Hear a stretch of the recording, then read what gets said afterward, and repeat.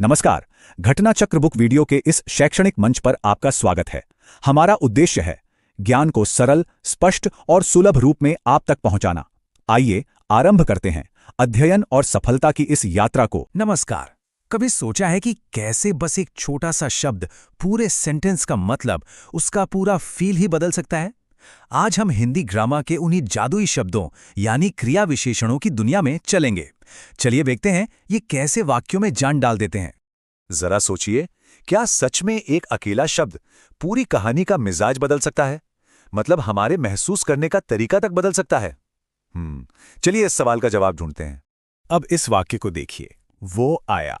कितना सीधा और सरल है ना? हमें बस ये पता चलता है कि कोई व्यक्ति आया, बस, इससे ज्यादा कुछ नहीं।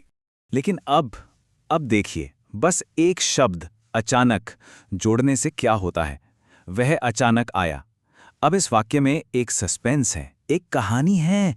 यही तो है क्रिया विशेषण का जादू, और आज हम इसी जादू को समझने जा रहे हैं। तो आज का हमारा सफर कैसा रहेगा? सबसे पहले हम क्रिया विशेषण की दुनिया में कदम रखेंगे, फिर उन्हें दो अलग अलग चश्मों से देखेंगे। पहला कि वो वाक्य में क्या काम करते हैं, और दूसरा वे बनते कैसे हैं। फिर हम इन दोनों नज़रों को एक साथ लाएंगे और आखिर में ये समझेंगे कि ये सब सीखना हमारे लिए फायदेमंद क्यों है। तो ये क्रिया विशेषण आखिर हैं क्या? देखिए, आसान भाषा में कहें तो ये क्रिया के मतलब वर्ब के सबसे अच्छे दोस्त हैं। ये हमें बताते हैं कि कोई काम कैसे, कब, कहाँ या कितना हुआ। आज हमारा मिशन इन दोस्तों को दो अलग अलग तरीकों से समझकर इनकी दोस्ती के राज खोलना है। चलिए अपना पहला चश्मा पहनते हैं और क्रिया विशेषणों को उनके काम के आधार पर देखते हैं। मतलब हम ये समझने की कोशिश करेंगे कि ये एक वाक्य में कौन कौन सी भूमिकाएं निभाते हैं। इस कैटेगरी में हमारा पहला टाइप है साधारण क्रिया विशेषण।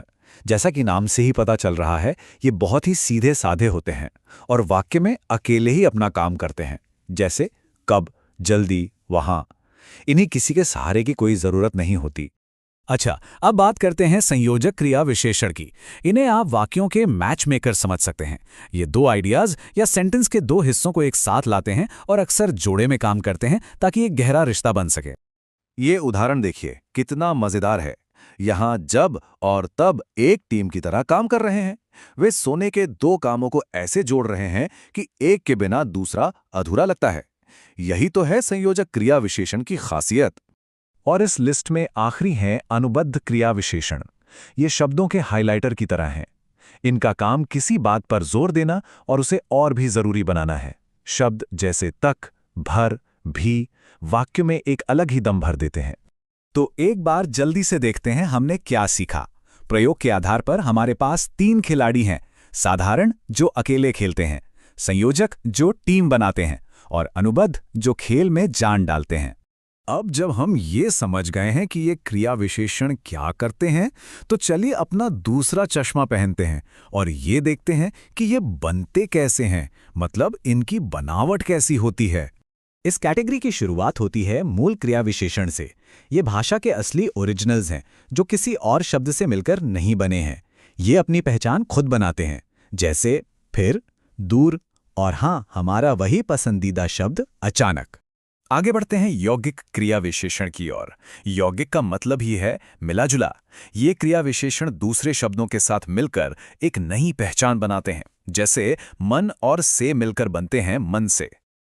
और अब आते हैं सबसे दिलचस्प टाइप पर, स्थानीय क्रिया विशेषण। ये भाषा के गिरगिट की तरह हैं। ये असल में क्रिया विशेषण होते नहीं हैं, लेकिन वाक्य में अपनी जगह के हिसाब से रंग बदलकर क्रिया विशेषण का काम करने लगते हैं। इस उदाहरण को देखिए, शेर बाहर भागा। यहां बाहर शब्द हमें क्या बता रहा है? ये भागने की जगह बता रहा है। देखा? इस वाक्य में बाहर ने क्रिया विशेषण का काम किया और बन गया एक स्थानीय क्रिया विशेषण। तो एक बार फिर से याद कर लें, बनावट के हिसाब से हमारे पास 3 तरह के क्रिया विशेषण हैं: मूल यानी ओरिजिनल, यौगिक यानी मिले जुले, और स्थानीय यानी भाषा के गिरगिट। तो हमने क्रिया विशेषणों को 2 अलग अलग चश्मों से देखा। लेकिन अब आता है सबसे बड़ा सवाल, क्या होगा अगर हम दोनों चश्मे एक साथ पहन लें? क्या एक ही क्रिया विशेषण एक ही समय में दोहरी भूमिका निभा सकता है? यही वो सवाल है जो हमें इस टॉपिक की गहराई तक ले जाएगा। तो क्या एक ही शब्द दो अलग अलग बक्सों में फिट हो सकता है? चलिए पता करते हैं। और जवाब है हाँ, बिल्कुल। आइए वहां शब्द को देखते हैं।